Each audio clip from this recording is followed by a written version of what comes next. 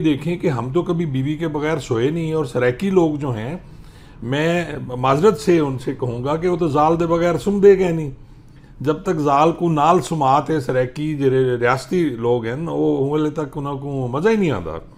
وہ شادی دا ول فائدہ کیا ہے جو اگر زال کو دوسرا دوسرے کمرے سما دو. بسم اللہ الرحمن الرحیم. السلام علیکم.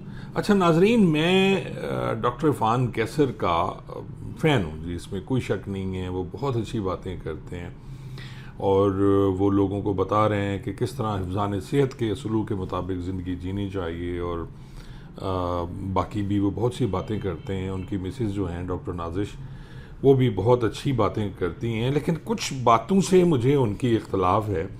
میں آپ کو ایک ان کی ویڈیو دکھاتا ہوں، پہلے آپ وہ دیکھ لیں پھر ہم اس پہ بات کرتے ہیں. ہم اسلام آباد رہے، ہمارا ڈی ایچ اے میں ڈیفنس میں گھر ہے، اور ادھر ملتان میں ہمارا کینٹ میں گھر ہے. پیپل وانٹ بلیو ہم دونوں کے بیڈ رومز الگ ہیں، وہاں بھی اور یہاں بھی نہیں یار. And this is the civil reason ہماری 8 سال میں لڑائی نہیں ہوئی، کیونکہ ہم لوگوں نے اتنی سپیس اچھی دی ایک دوسرے کو. ہم دونوں میڈیکل سے تھے، ہم نے پڑھنا تھا، یہی وجہ تھی ہم دونوں کے ایگزامز جلدی نکل گئے، ہم لائف میں سیٹلڈ ہو گئے. اور ان 8 سالوں میں شادی میں ہم 4 سال اکٹھے نہیں رہ پائے. میں گمبٹ چلا گیا تھا ایک لیور ٹرانسپلانٹ میں آگے فیلوشپ کرنے، ہم اب اکٹھے ہوئے.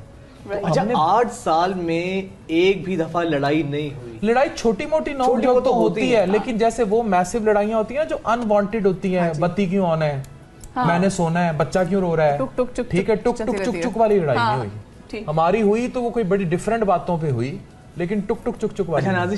اچھا ناظرین، آپ نے یہ ویڈیو دیکھی جس میں ڈاکٹر صاحب کہہ رہے ہیں کہ ہماری شادی کو اتنا عرصہ ہو گیا اور انہوں نے سیکریفائز کیا.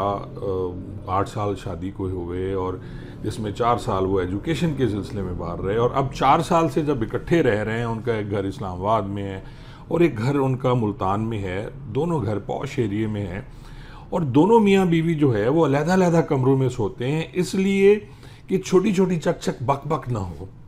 مجھے ڈاکٹر صاحب کی اس بات سے شدید اختلاف ہے. اب میں اپنی مثال دوں اگر، تو میری شادی ہوئی تھی جی 18 سال کی عمر میں، اور اب میں 64 کا ہوں، اور میری شادی کو ماشاءاللہ 47 ایئرز ہو گئے ہیں.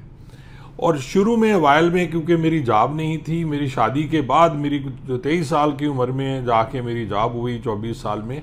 تو آپ یہ دیکھیں کہ ہم تو کبھی بیوی کے بغیر سوئے نہیں، اور سرائکی لوگ جو ہیں میں معذرت سے ان سے کہوں گا کہ وہ تو زال دے بغیر سم دے گئے نہیں. جب تک زال کو نال سماعت ہے سرائکی جڑے ریاستی لوگ ہیں وہ ہلے تک انہوں کو مزہ ہی نہیں آتا. وہ شادی دا ول فائدہ کیا ہے جو اگر زال کو دوسرا دوسرے کمرے سما دو.